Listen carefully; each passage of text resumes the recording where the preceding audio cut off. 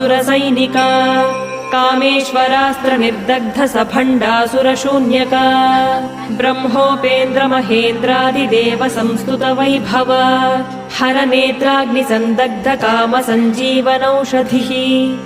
श्रीमद्वाग्भवकूटैक स्वरूप मुख पङ्कज कण्ठाधः कटिपर्यन्त मध्यकूटस्वरूपिणी शक्तिकूटैकतापन्न कट्यधोभागधारिणी मूलमन्त्रात्मिका मूलकूटत्रयकलेवरा कुलामृतैकरसिका कुलसङ्केतपालिनी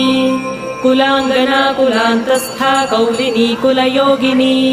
अकुला समयान्तस्था समयाचारतत्परा मूलाधारैकनिलया ब्रह्मग्रन्थिविभेदिनी मणिपूरान्तरुदिता विष्णुग्रन्थिविभेदिनी आज्ञाचक्रा